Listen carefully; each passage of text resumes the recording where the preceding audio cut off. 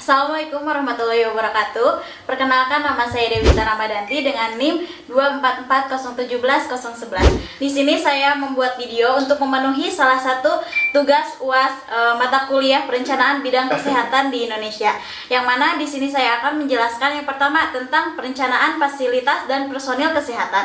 Kemudian analisis manfaat, biaya dan efektivitas biaya program-program kesehatan. Yang kedua, perbaikan proses perencanaan. Yang ketiga, rencana pembangunan jangka menengah bidang kesehatan.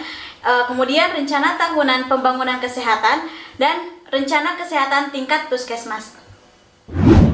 Perencanaan kesehatan merupakan suatu proses yang dinamis, berkesinambungan, meliputi proses merumuskan masalah atau analisis situasi, menentukan prioritas, perencanaan strategi, perencanaan operasional, dan proses melaksanakan rencana yang sudah ditetapkan, dilanjutkan dengan melakukan evaluasi. Perencanaan kesehatan bermaksud merumuskan dan melaksanakan kegiatan-kegiatan pada masa mendatang untuk meningkatkan derajat kesehatan. Perencanaan fasilitas merupakan suatu kegiatan yang dilakukan sebelum perusahaan beroperasi.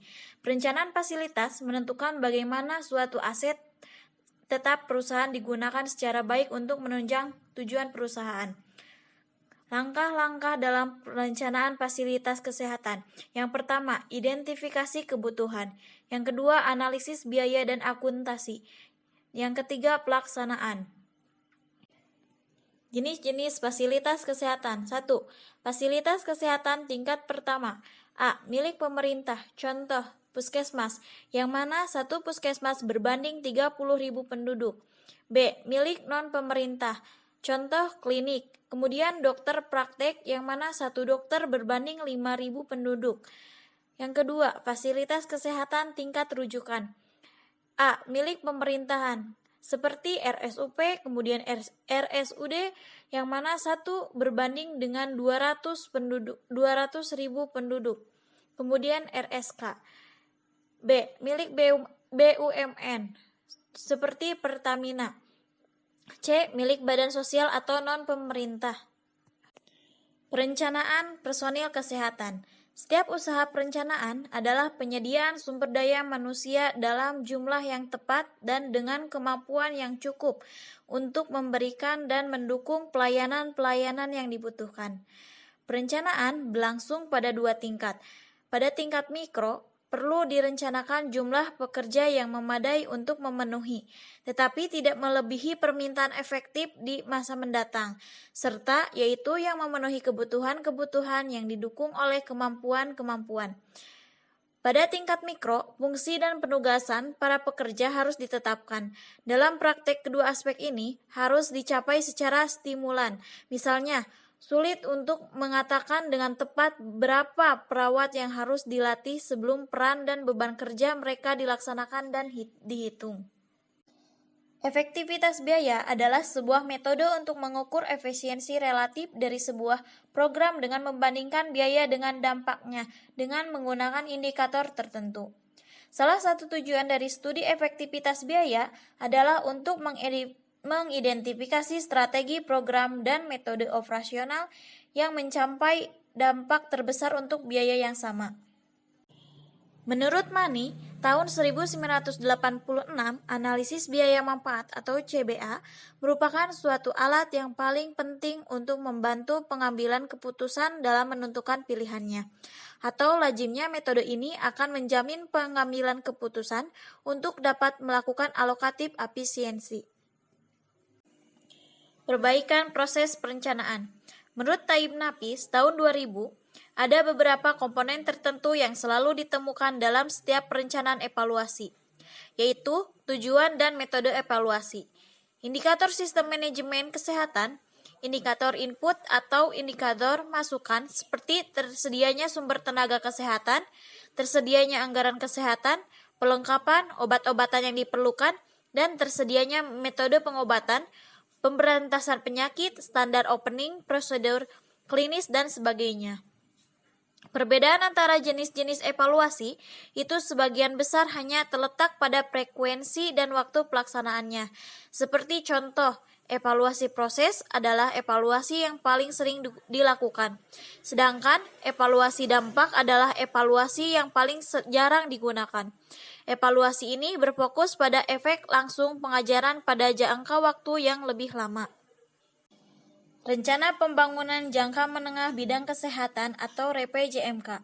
Undang-Undang Nomor 25 Tahun 2004 tentang Sistem Perencanaan Pembangunan Nasional telah mengamanatkan bahwa sistem perencanaan pembangunan nasional bertujuan untuk menjamin terciptanya integrasi, sinkronisasi, dan sinergi baik antar daerah, antar ruang, antar waktu, antar fungsi pemerintah maupun antar pusat dan daerah.